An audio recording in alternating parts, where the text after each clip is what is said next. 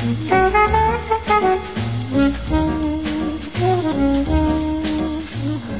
folks, my name's Will Stewart again. I'm just wanted to take a second to show you a few new toys I've gotten recently. This isn't going to be a how-to or an in-use or anything like that. I just wanted to show you a couple in-hand shots and comparison shots so you get a better feel for what some of these knives look like in real life, because I know sometimes from a photo it's hard to discern exactly what you're looking at.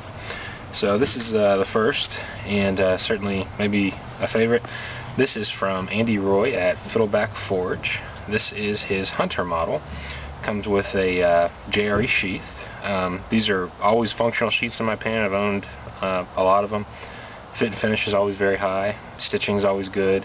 And the fit is pretty good. The fit may also be a little different than normal because I had Andy put some pretty thick scales on this one, which is one of my favorite parts of this blade.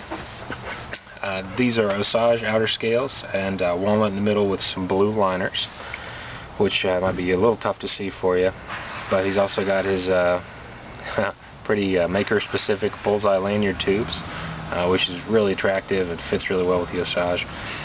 Andy says this is actually a pretty typical piece if it's cut properly, but of Osage that is, but this is easily the most beautiful piece I've ever seen, and I'm going to try to kind of see if you can't see the difference there, but you can really see how it changes in the light, and it's just gorgeous.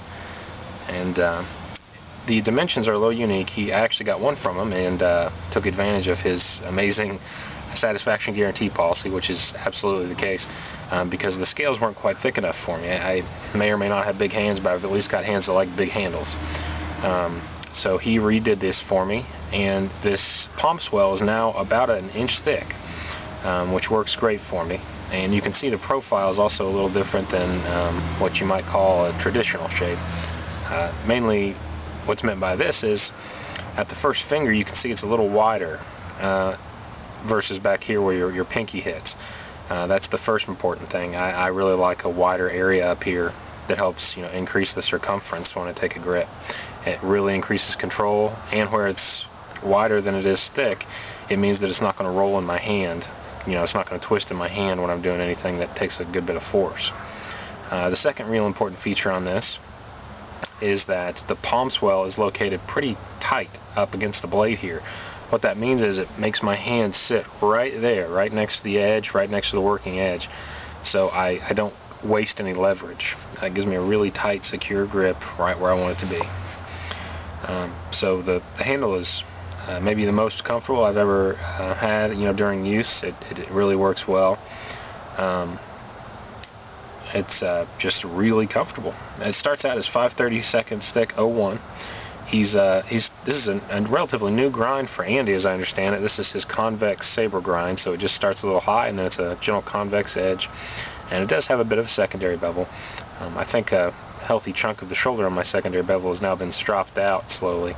I've used this pretty heavily since I got it.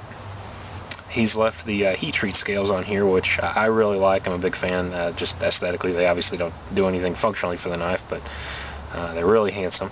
And then it's got a slight drop point, which works really well for me. I find it's a good blend between keeping some belly for cutting tasks and allowing me a tip that's good for a drilling or other tasks where I really want to choke up to get in there. But it works well. It's got a 4.5 inch blade. It's about 9.5 inches overall. This should work for any width hand. I don't think I have particularly wide hands, but if you've got slightly wide hands, this is enough to cover you. If you've got pretty, less wide hands, maybe narrow hands, then this palm swell is still not going to be too big. So you'll have a little bit extra at the end, but who cares? You've still got your hand where you need it to be relative to the blade. That's what counts.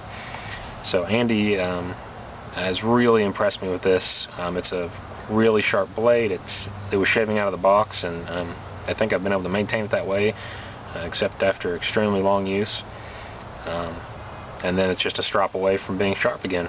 But excellent blade. Fit and finish is as high as any custom knife I own, and it's also just got a style that is very distinctive of Fiddleback knives. So I could not be happier with this as the price point. I paid $200 with the sheath, and I didn't pay extra when I pretty much had to make me an entirely new knife, which is is about as impressive as it gets for customer service, in my opinion, from a knife maker. So I cannot recommend it enough. It's a great blade.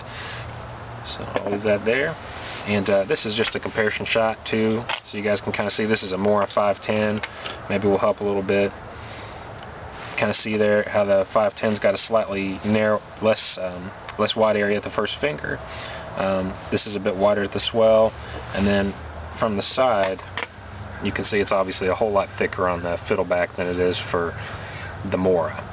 The Mora is a good knife. It's a little small for me, but I recommend this to pretty much anybody you run into who's looking just to get started in woodcraft or bushcraft or whatever you want to call it. Great knife.